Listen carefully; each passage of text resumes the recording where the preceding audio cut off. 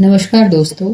आज हम बात करने वाले हैं एक बहुत ही अलग और शॉकिंग किताब के बारे में जिसका नाम है talking with psychopath and savages.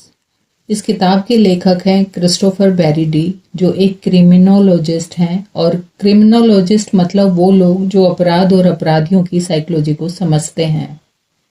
Christopher Berry D ने कई साल दुनिया के सबसे खतरनाक क्रिमिनल्स, सीरियल किलर्स और वायलेंट ऑफेंडर से जेल में जाकर बात की।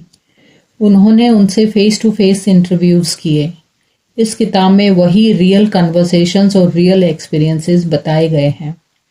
इसलिए ये किताब सिर्फ क्राइम स्टोरीज नहीं है, बल्कि इंसानी दिमाग के सबसे डार्क साइड को समझने की कोशिश है।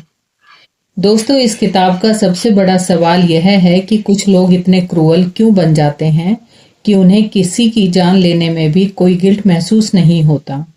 क्या ऐसे लोग पैदा ही ऐसे होते हैं या फिर सोसाइटी और लाइफ एक्सपीरियंस उन्हें ऐसे बना देते हैं? क्रिस्टोफर बैरी डी इन सवालों के जवाब ढूंढने के लिए कई डेंजरस क्रिमिनल से मिले। उन्होंने अमेरिका की कई हाई सिक्योरिटी प्रिजन्स में जाकर उनसे बातचीत की। इन मुलाकातों में उन्होंने पाया कि कई क्रिमिनल्स बिल्कुल नॉर्मल इंसान की तरह बात करते हैं। वे हंसते हैं, मजाक करते हैं और कई तो बहुत पोलाइट भी दिखाई देते हैं। लेकिन उनके अंदर एम्पैथी यानी दूसरों के दर्द को महसूस करने की एबिलिटी लगभग खत्म हो चुकी होती है। ऐसे लोगों को साइकोलॉजी में साइकोपैथ कहा जाता है। साइकोपैथ ऐसे लोग होते हैं जो दूसरों की फीलिंग्स को समझते तो हैं लेकिन उन्हें महसूस नहीं करते। वे इमोशंस को सिर्फ यूज करते हैं ताकि दूसरे लोगों को मैनिपुलेट कर सकें। मैनिपुलेट मतलब किसी को अपने फायदे के लिए कंट्रोल करना। क्रिस्टोफर बैरी डी बताते हैं कि साइकोपैथ अक्सर बहुत चार्मिंग पर्सनैलिटी रखते हैं। वे स्मार्ट होते हैं, कॉन्फिडेंट होते हैं और पहली नज़र में बहुत इम्प्रेसिव लगते हैं। लेकिन धीरे धीरे उनका असली नेचर सामने आता है। वे झूठ बोलने में एक्सपर्ट होते हैं। वे गिल्ट महसूस नहीं करते और अगर कोई उनके रास्ते में आता है तो उसे नुकसान पहुंचाने में भी उन्हें हेजिटेशन नहीं होती। इस किताब में कई डेंजरस क्रिमिनल्स के इंटरव्यू दिए गए हैं। इनमें से एक है Kenneth Allen McDuff. Kenneth Allen McDuff एक अमेरिकन सीरियल किलर था जिसने कई ब्रूटल मर्डर्स किए। जब क्रिस्टोफर बैरी डी उनसे जेल में मिलने के लिए गए तो उन्होंने देखा मैकडफ बिल्कुल काम था। वह अपने क्राइम्स के बारे में ऐसे बात कर रहा था जैसे वह कोई सिंपल स्टोरी बता रहा हो। उसके चेहरे पे कोई रिग्रेट नहीं था। ये बात लेखक के लिए बहुत डिस्टर्बिंग थी, क्योंकि आम इंसान किसी को चोट भी पहुंचा दे तो उसे गिल्ट महसूस होता है, लेकिन साइकोपैथ को नहीं। इस किताब में एक और डेंजरस क्रिमिनल का जिक्र आता है जिसका नाम है रिचर्ड रामिरेज। रिचर्ड रामिरेज को नाइट स्टॉकर भी के नाम से भी जाना जाता है। उसने कैलिफोर्निया, लॉस एंजलिस शहर में कई मर्डर्स और असॉल्ट किए थे।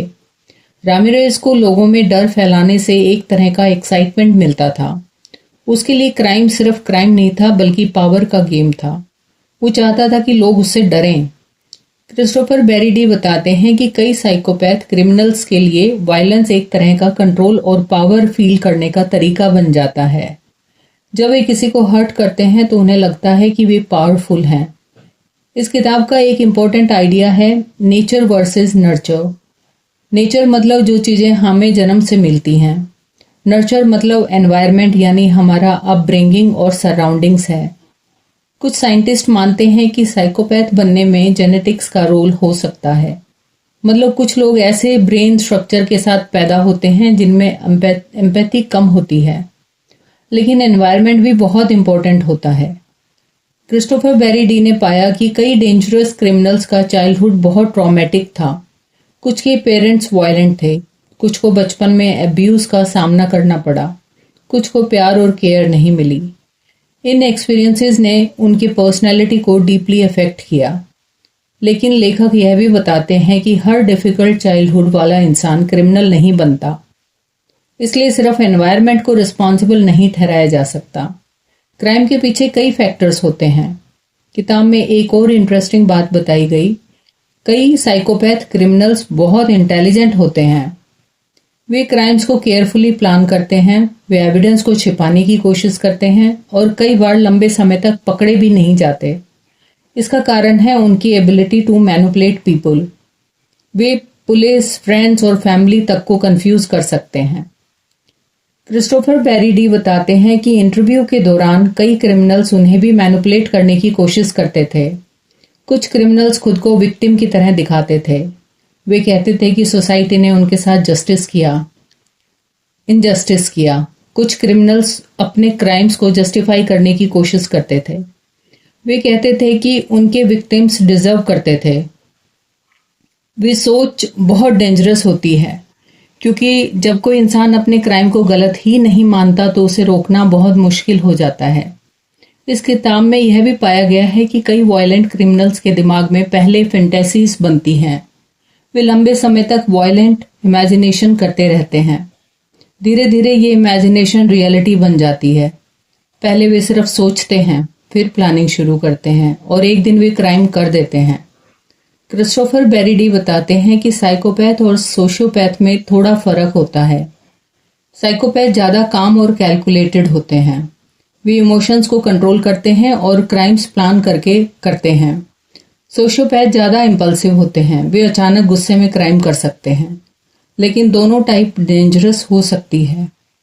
इस किताब का एक और डिस्टर्बिंग एस्पेक्ट यह है कि कई क्रिमिनल्स डबल लाइफ जीते हैं।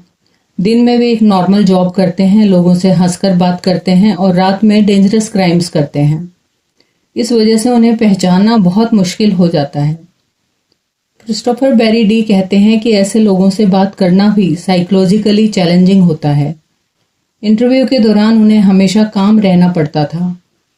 अगर इंटरव्यूअर इमोशनल हो जाए तो क्रिमिनल उस सिचुएशन को कंट्रोल कर सकता है। कई क्रिमिनल्स अटेंशन भी चाहते हैं। वे चाहते हैं कि लोग उनके क्राइम्स के बारे में बात करें।